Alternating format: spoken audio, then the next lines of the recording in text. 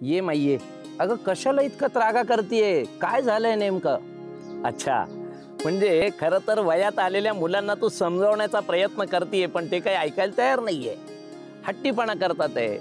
बरं, आता एक काम कर, जर त्यांच्यात काही बदल व्हावा असं तुला वाटत असेल तर आजची कहाणी, आजची कथा त्यांना दाखव. पहा, आपला जो हट्ट आहे तो आपल्याला हळूहळू कसं बेदरकार बनवतो हे त्यांना देखील कळलं पाहिजे. पहा, आपण आपल्या वर्तनाने राम व्हायचंय जीवनामध्ये की रावण व्हायचंय हे देखील त्यांना कळू दे. रावणाच्या वर्तणुकीमुळेच प्रभू रामचंद्रांना अवतार घ्यावा लागला. कशाला? पहा, या संपूर्ण जगासाठी म्हणून एक वस्तुपाठ म्हणूनच प्रभू रामचंद्रांचं हे जीवन आणि चरित्र आणि चारित्र्य हे सगळ्यात महत्त्वाचं आहे. मग करूया का आजच्या कथेच्या भागाची सुरुवात? चला तर मग. आज आपण इथे इतके हताश पराभूत का भासत आहात? महर्षी, याच आमच्या प्रजेला स्वतःसाठी, त्यांच्यासाठी आमच्याकडून एक राजकुमाराची अपेक्षा आहे. पण महर्षी, अथक प्रयत्न करून सुद्धा आम्ही ही इच्छा पूर्ण करण्यास असमर्थ ठरत आहोत. याचेच तीव्र दुःख आम्हास होत आहे. यावरच प्रकाश टाकण्यासाठी तुम्हाला येथे बोलावले आहे. अंतिम सत्य हेच आहे की काही गोष्टींना इच्छा नसताना देखील पूर्ण विराम द्यावा लागतो. तुझ्या नशिबी पुत्रप्राप्तीचे सुख नाहीये आणि हे सत्य तुला मान्य करावेच लागेल.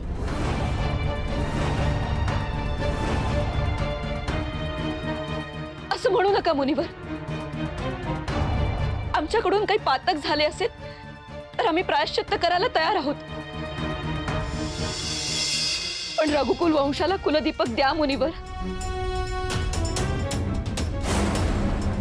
महर्षी, या महान वंशात महान राजे होऊन गेले. राजा भगीरथ, राजा रघु, राजा हरिश्चंद्र. माझ्यानंतर ही शृंखला संपुष्टात येणार ही कल्पनाच असह्य होत आहे.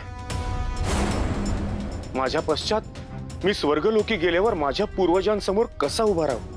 मुनिवर, असे म्हणतात की या जगात प्रत्येक समस्येचे निराकरण होतेच, यावरही असेल. आपण आम्हास कुठलाही उपाय सांगा, आम्ही तो करू.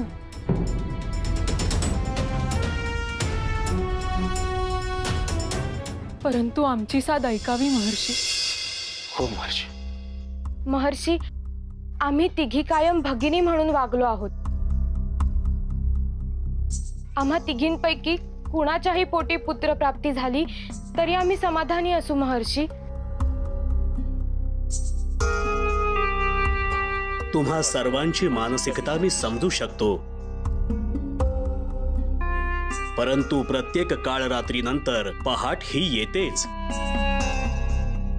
ज्या प्रश्नाचे उत्तर मनुष्याकडे नाही त्यासाठी देवाकडे साकडे घालावे लागते.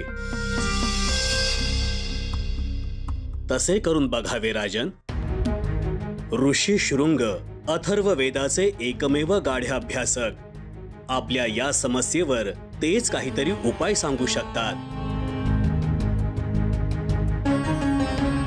पाहिलं, मी म्हणत नव्हते, ह्यावर काहीतरी उपाय निश्चितच असेल.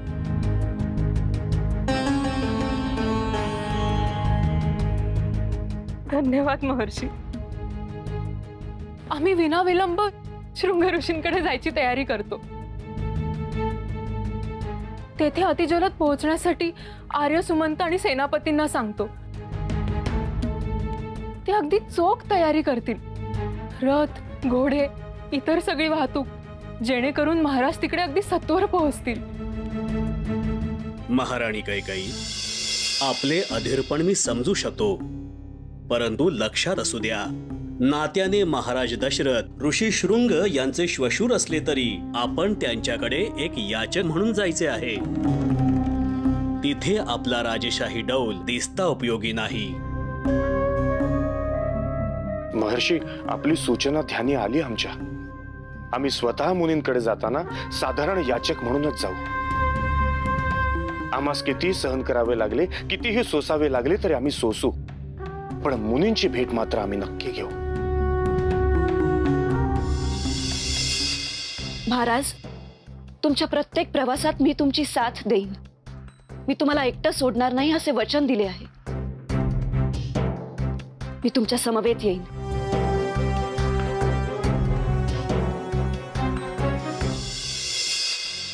नाथ, महाराज दशरथ व त्यांच्या राण्यांबाबत जे काही घडत आहे त्याला आपली मुकसंमती आहे असे मानावे का? आपण त्यावर काहीच बोलत नाही आहात. आणि जे त्या दुष्ट रावणाचं क्रौर्य सुरू आहे त्याबाबतही आपण काहीच बोलत नाही आहात. एकीकडे हे निष्पाप कुटुंब आहे जे मनोभावे आपली सेवा व पूजा करीत आहेत, त्यांच्या पदरी तर राखच आहे. व दुसरीकडे त्या नरसंहारक रावणाला वाटेल ते वरदान दिले जाते. हा सरळ अन्याय आहे नाथ. कसा विश्वास बसावा जनतेचा आपल्यावर? काहीतरी करावे नाथ.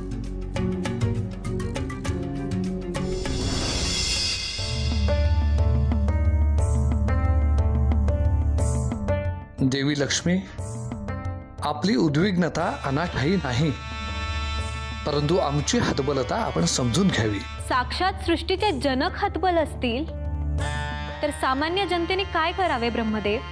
परंतु एखाद्या भक्ताने आपल्या भगवंतास प्रसन्न करून इच्छित वर प्राप्त केला असेल तर तो त्याला देणे आमचे कर्तव्य आहे. आपण कर्तव्याची गोष्ट करत आहात ब्रह्मदेव. खाली पृथ्वीवर बघा.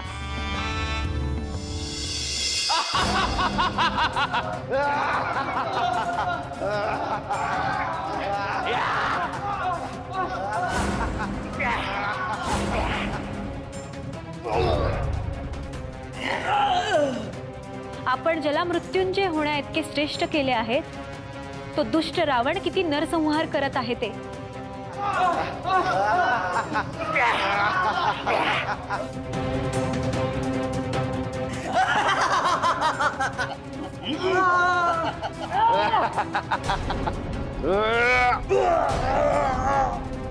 या अन्याय सहन करणाऱ्या ऋषींप्रती आपलं काहीच कर्तव्य नाहीये का ब्रह्मदेव?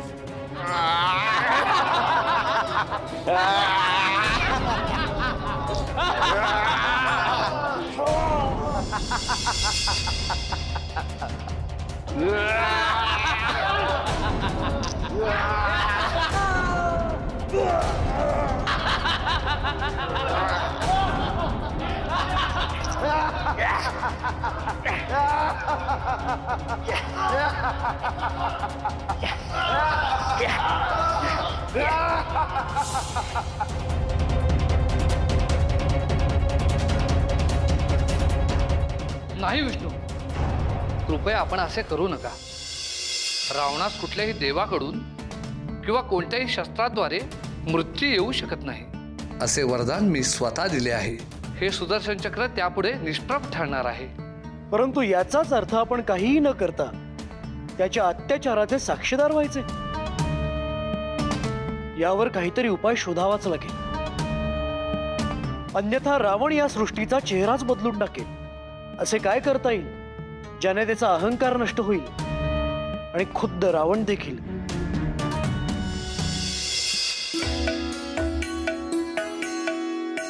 हे काय एवढं सगळं? आपल्या अयोध्या नगरीद्वारे अंगदेशी जाण्याचा मार्ग आहे यात. कारण अंगदेशीच्या वेशीवर शृंग ऋषींचा आश्रम आहे आणि या अधोरेखित रेखा म्हणजे तिथपर्यंत पोहोचण्याचा सगळ्यात सुरक्षित मार्ग आहे. याचा जर अवलंब केला तर विना विलंब आपण तिकडे पोहोचू शकतो. तू आता एवढा अभ्यास केलेलाच आहेस तर मग तूच का नाही जात महाराजांबरोबर तिकडं?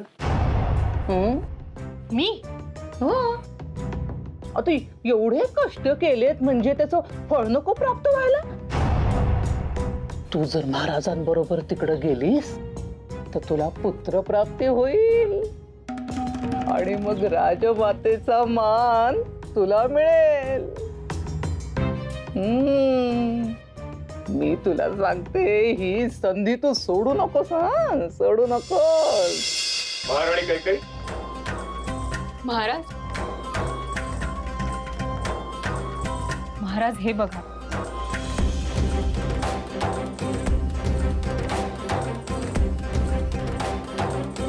आम्हास विश्वास आणि खात्री आहे अंगदेशापर्यंत जाणाऱ्या संपूर्ण मार्गांचा अभ्यास तुमचा पूर्ण झाला असेल.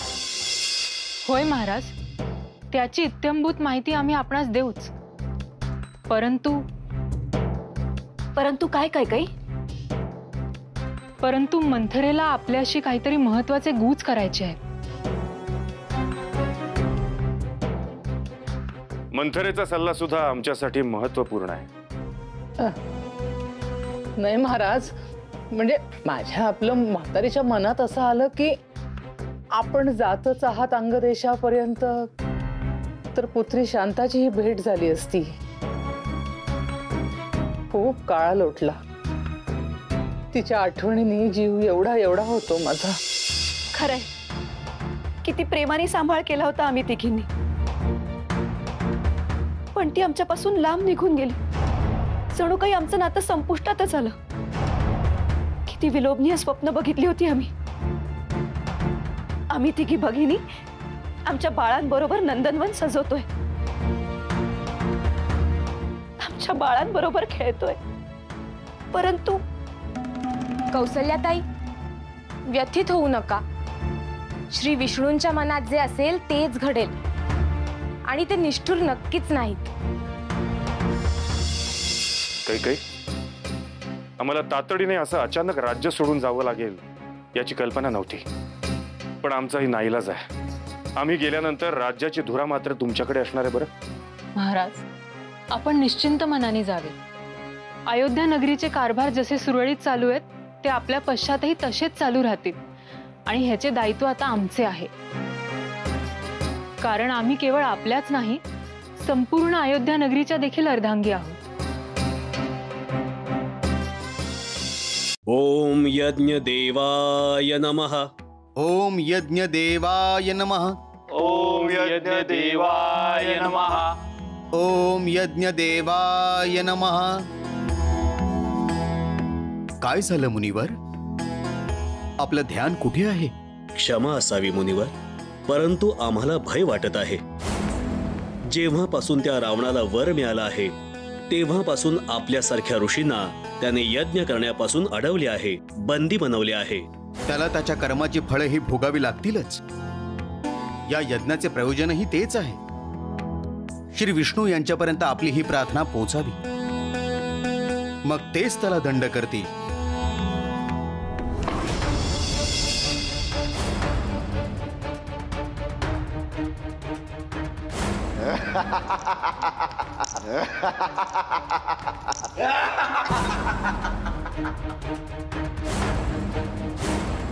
कोण म्हणालात? तुमचा तो विष्णू, तो मला शासन करणार? माझं कोणीही काहीही वाईट करू शकत नाही, अगदी देव देखील नाही. इतका उन्मत्त नको होऊस रावणा. माझे सामर्थ्य अजून तुमच्या ध्यानात आले नाही का? बघा बघा, यज्ञदेव प्रकट व्हा. मी रावण तुम्हाला आदेश देतो, प्रकट व्हा.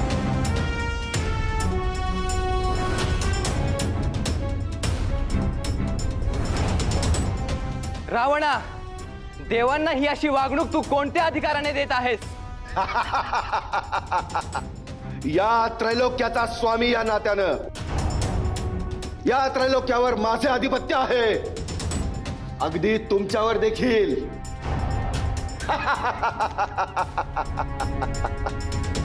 खरं तर आल्या आल्या तुम्ही आम्हाला प्रणाम करायला हवा. प्रणाम? कोणाला? तुझ्यासारख्या अहंकारी दानवाला? ते शक्य नाही. जरी तू ह्या त्रैलोक्यावर आपले साम्राज्य प्रस्थापित केले असले तरी ध्यानात ठेव, ह्या सृष्टीचे पालक श्री विष्णूच. त्यांच्यामुळे सृष्टीचक्र हे अविरत सुरू असते, हे ध्यानात ठेव. तेच आम्हाला पूजनीय आहेत. तुम्ही अजूनही माझ्या शासनाला सामोरे गेलेले नाही आहात, म्हणून हे बोलत आहात. एकदा का तुम्हाला बंदी केलं की मग काय कराल?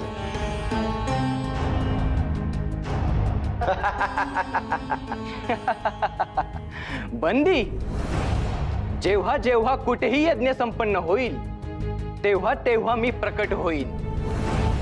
ते तुझ्या हातात नाही. आणि जर यज्ञच झाला नाही तर तुम्ही प्रकट होण्याचा प्रश्नच उद्भवत नाही. असुरांनो, बंदी करा या यज्ञदेवाला. कळू द्या सामर्थ्य या रावणाचे साऱ्या सृष्टीला. बंदी करा याला. यापुढे जर कोणी यज्ञ करण्याचं धाडस जरी केलं तर या बंदिवासाच्या शिक्षेपेक्षाही मोठी शिक्षा त्याला देण्यात येईल, आणि ती म्हणजे मृत्यूदंड.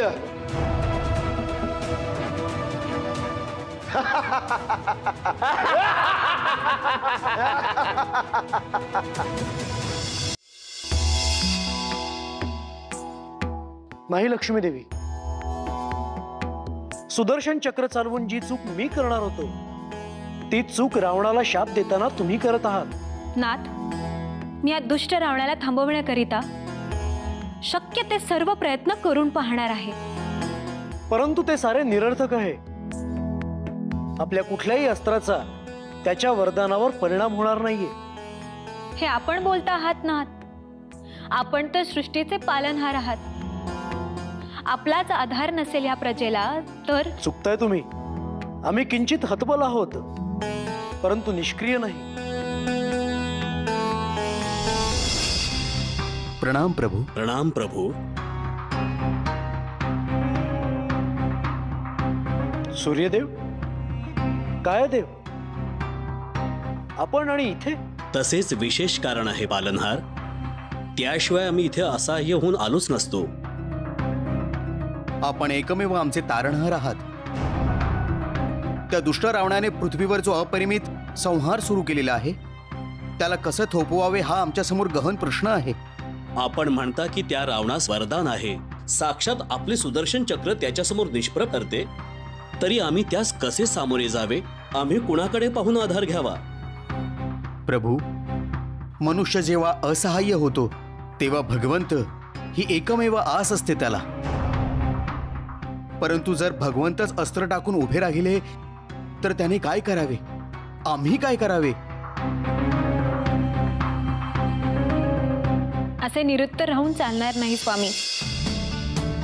आपल्याला या सर्व शंकांचे समाधान केलेच पाहिजे. होणार. आपल्या शंकांचे समाधान आपणास मिळणार. ज्या मनुष्याला आपण हतबल व निर्बल समजत आहात आणि तो स्वतः रावण देखील मनुष्यास कसपटा समान मानत आहे, तोच एक मनुष्य याचे उत्तर देईल. आम्ही समजलो नाही ना. पालनहार, रावणाच्या शक्ती आणि बुद्धीवर मात करण्यासाठी आपणच प्रयत्न करावे. शांत व्हा देव. जे आपल्या मनात आहे तेच होईल. त्या रावणाचा समूळ नायनाट होईल. आमच्याच हातून होईल. आणि तो देखील एका मनुष्य रूपात. म्हणजे नाथ, आपण एका मनुष्य अवतारात जन्म घेणार आहात? होय देवी. प्रत्येक अवताराची गरज आणि वेळ यावी लागते. ती आता आली आहे. आमचा हा अवतार गता अवतारांपेक्षा निश्चितच वेगळा असेल. मनुष्याचे आदर्श आचरण कसे असावे, चारही आश्रमांचे त्याने पालन कसे करावे व संपूर्ण पुरुषोत्तम कसे बनावे याचा वस्तुपाठ म्हणजेच हा अवतार.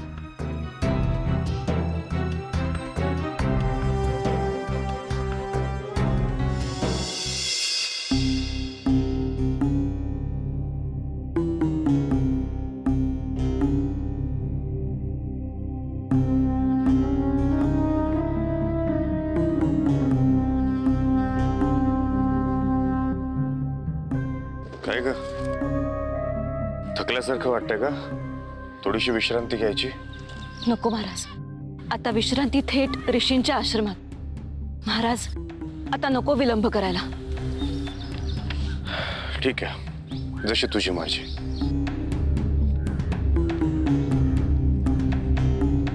या दिशेने.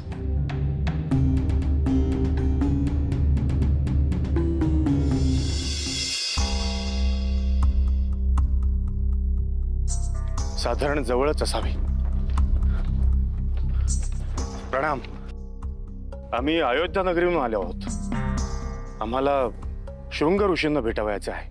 कुठे आहेत ते, काही सांगू शकाल? होय, आपण या दिशेला जावे. ठीक आहे.